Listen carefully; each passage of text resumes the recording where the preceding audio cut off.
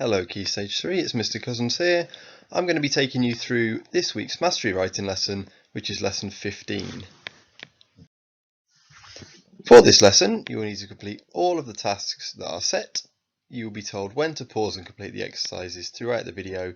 Please keep a track of all the correct answers that you get and make any corrections as you go along. And then finally, please submit your work via Show My Homework or email your teacher at the end of the lesson. We will begin this lesson with a little bit of feedback from last week and some celebration of some good work that we received. Mr. Adkins would like to nominate Caitlin in Year 8 for her piece of descriptive writing that she completed at the end of lesson 14. Her story about Juan and his adventures with the witch before quite a sad twist at the end was particularly impressive. Well done, Caitlin. As we went through all of the work that was submitted from last week, we managed to pick up on a few areas that we think we may need to review in the coming lessons. The first of them is just a recap on some of our speech rules. Now remember, the rule is, if the sentence starts with the words someone said, put a comma before the final inverted commas. There are some examples here.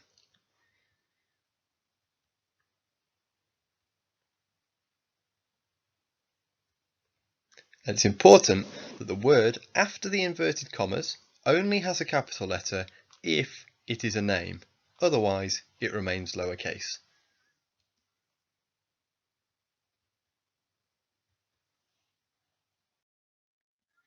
What we're going to do is have a quick go at punctuating this speech, making sure that we followed the rules from previously.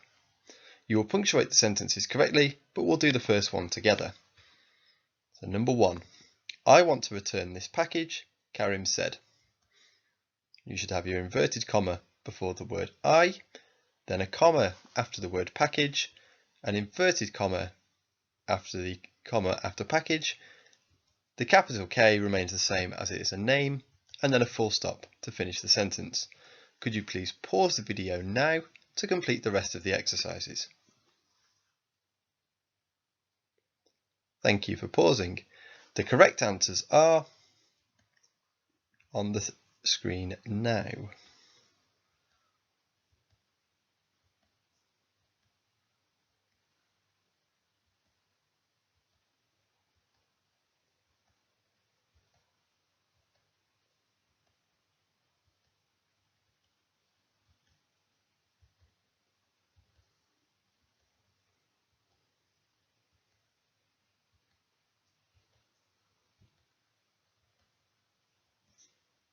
Okay, please give yourself a mark out of 6 and then we'll move on to the next exercise.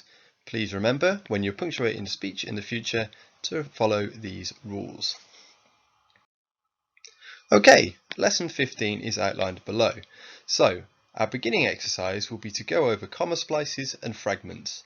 We will then continue the lesson by correcting comma splices, speech punctuation and comma splices and lists, and then finally correcting the errors.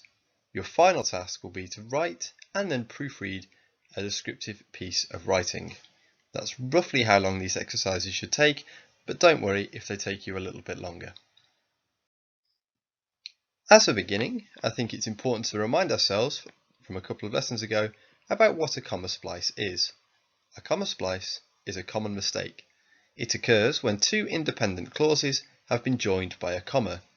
One way to correct a comma splice is to make the independent clauses into separate sentences. So, your first task in your do now is to correct the following sentences. There will be more than one way to correct them. I'll read them through, then you need to pause the video and attempt your answers. Number 1. After lunch, Joe, Naruma and Charlie went shopping. They needed to buy new trainers. Number 2. Once their mother had left, the brothers started to play their Xbox. They bought a new game that morning. And number 3. Every day last week it rained. Autumn had arrived. The extension is to finish the sentence I sang using the word but, also avoiding comma splices. Please pause the video now to attempt the exercises.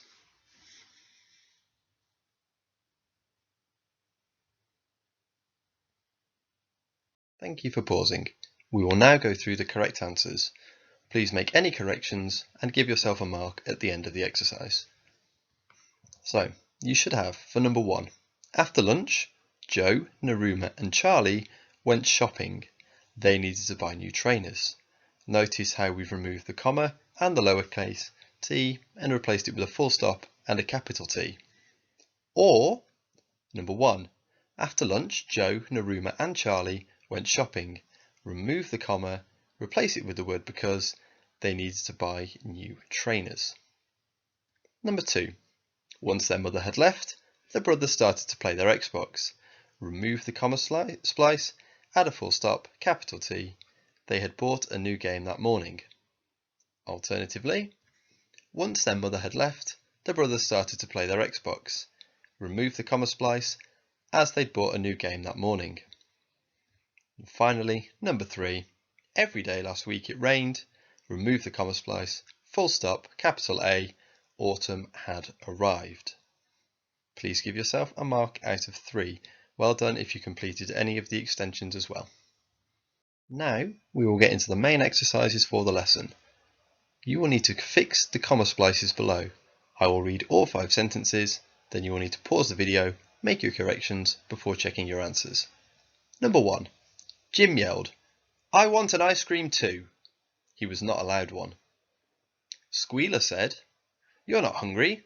We are very good at producing food." Bill Sikes was a violent criminal. As he assaulted Nancy, he yelled, "You she-devil." Number 4. Benji, Khadija and Tracy loved to sing. Their music teacher said, "I think you should join a choir." And number 5. Veronica was a very spoilt child. Every day she said to her father, "I want that golden ticket." Please pause the video now, attempt to fix the comma splices, and then check your answers at the end.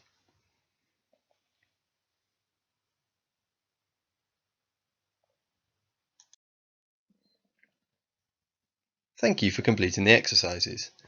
You will now be shown the answers. Please tick and fix your work. Here are some options. Number 1. Jim yelled, "I want an ice cream too." Remove the comma splice, even though he was not allowed one. Number 2. Squealer said, "You're not hungry." Remove the comma splice, because we are very good at producing food. Number 3. Bill Sikes was a violent criminal. Remove the comma splice, capital A, as he assaulted Nancy, he yelled, "You she-devil." Number 4. Benji, Khadija and Tracy love to sing. So, their music teacher said, "I think you should join a choir." And number 5. Veronica was a very spoilt child. Remove the comma splice, since every day she said to her father, "I want that golden ticket." Please give yourself a mark out of 5 for exercise 1. Now, for exercise 2, we're going back to the speech punctuation that we practiced at the start to have a go at writing what these students said accurately. You will need to write using correct speech punctuation and correct what the students have said. I will read through what each of the students have said, then please pause the video, make your corrections, and then we can check the answers. Temmie said, "The fire alarm sounded for hours and hours. It was horrible." Martin said, "My heart was pounding. I was so scared." And Hayden said, "I just followed my teacher. She told me to stay with Imran, Natalie and Callum." Please have a go at correcting those sentences, attempt the extension afterwards, and now pause the video.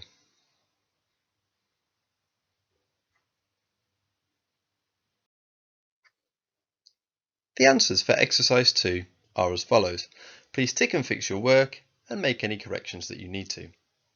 Temmie said, "The fire alarm sounded for hours and hours. Full stop, capital I. It was horrible." Number 2. Martin said, "My heart was pounding." Full stop, capital I. I was so scared. And finally, number 3. Hayden said, "I just followed my teacher." Full stop, capital S. She told me to stay with Imran, Natalie and Callum. Please give yourself a mark out of 3 Congratulations if you finished your extension too. Exercise 3. Again, correct the following sentences. Number 1. I don't think I'm too short to play basketball. It's just that the net is too tall. Number 2. The captains pick their teams in PE. I'm always last. Number 3. I find basketball games so boring. No one ever passes to me. Number 4. Josie threw the ball. It sailed into the air and landed in my hands. I knew this was my chance. And number 5. I gripped the basketball firmly, jumped as high as I could, and planted it in the net. The team roared with approval. You need to correct the errors in the sentences that I've just read, and then continue for your extension the story for 2 more sentences. Please pause the video and attempt the exercises now.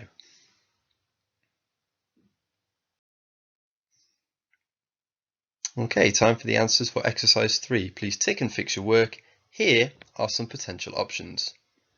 For number 1, I don't think I'm too short to play basketball.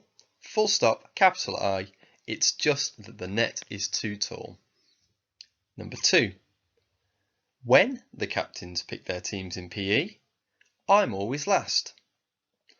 Number 3, I find basketball games so boring because nobody ever passes to me. Number 4, Josie threw the ball. Full stop, capital I. It sailed into the air and landed in my hands. Full stop. I knew this was my chance. And number 5, I gripped the basketball firmly, comma, jumped as high as I could and planted it in the net. Full stop, capital T. The team roared with approval. Give yourself a mark out of 5 and well done for completing the extension. Now, we're going to be applying what we've just been doing with our error correction to a slightly longer passage. This time, the passage is about the Bronte sisters, and your job is again to correct the errors that you find. Again, notice or look for particular errors with comma splicing. I'll read the passage once, then you'll pause the video, look to correct the errors, and then we'll go through the answers. Emily Bronte. Emily Bronte was born on the 20th of July, 1818. When she was a child, she loved to create imaginary characters from the world of Gondal with her sister, Anne. When she was 17, she attended school. She was taught by her older sister, Charlotte. However, she was very homesick and soon returned home. She decided to set up a school with her sisters and travelled to Brussels to practice her French and German. Because the sisters had not advertised very well, the school did not succeed. Emily Bronte's first published novel was Wuthering Heights, which was about a forbidden love between Catherine and Heathcliff. Readers was shocked by the vivid imagery and strong female character of Cathy. They thought it was incredible that anybody could write about such shocking scenes. A woman, Emily, wrote under the pseudonym Ellis Bell. Please pause the video now and correct any errors that you spot in the passage. Not all of your errors will be related to comma splicing.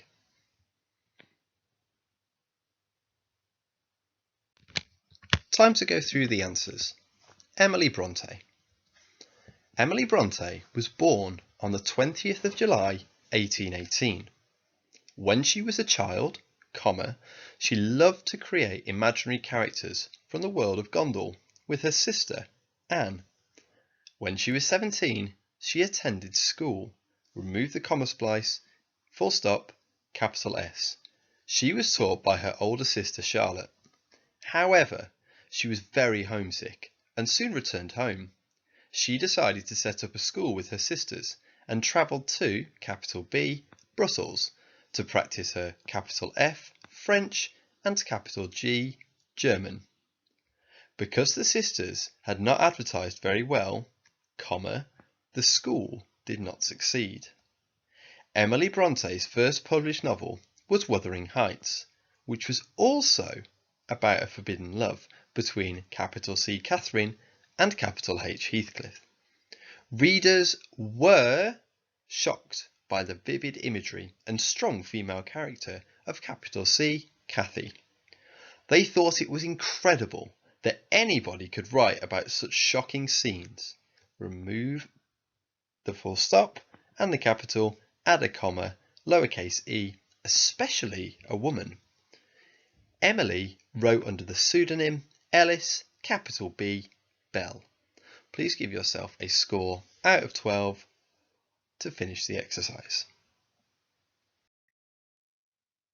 Okay, it's now time, or nearly time, for our big piece of writing.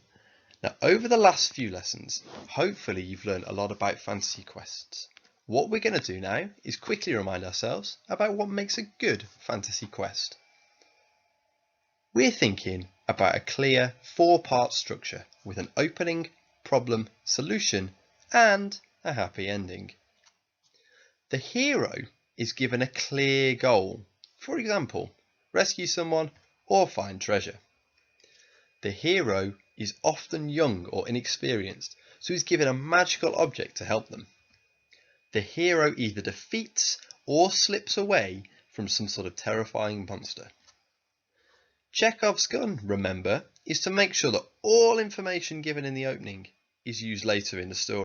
This is the image that we would like you to base your story and your fantasy quest on for this lesson. Pause the video now if you'd like to take a closer look.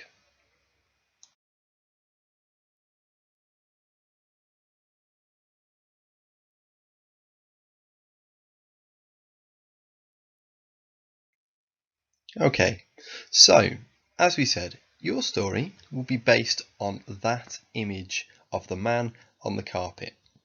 What we'd like you to do is write the outline of your story into the boxes so that you have a plan, remembering that part 1 is your opening, part 2 is your problem, part 3 solution, and part 4 happy ending.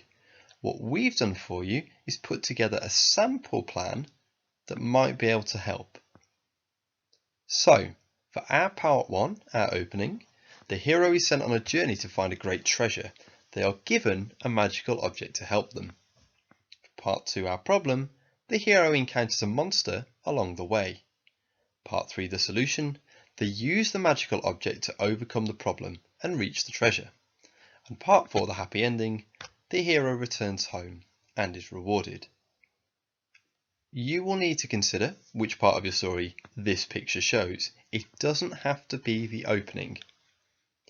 The keywords that we would like you to include in your piece of writing today are snarled, glowed, carpet, escape, crept, floating, dismounted, and terror. Please look up any of the definitions for those words that you're unfamiliar with.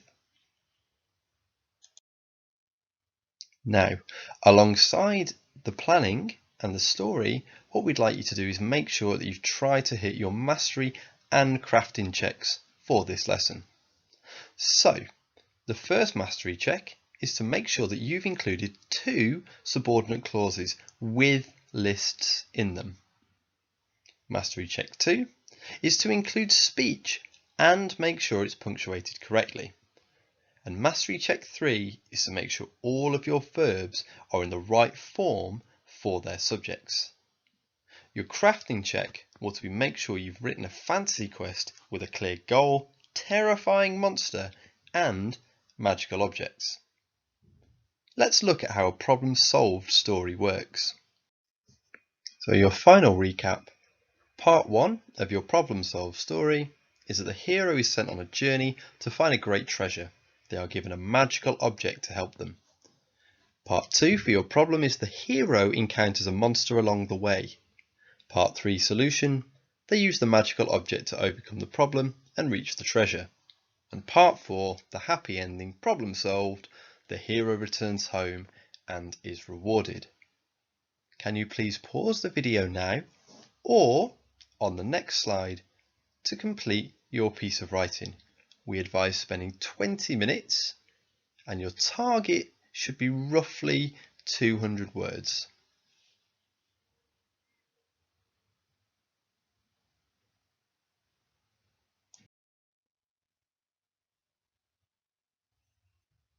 Once you've finished your piece of writing, could you please make sure that you've hit your 3 mastery checks and you've also hit your crafting check. What we'd like you to do, ideally, is highlight or show in your work somewhere where you've hit those checks, be it with a different colour, a highlighter, or any other method that you choose.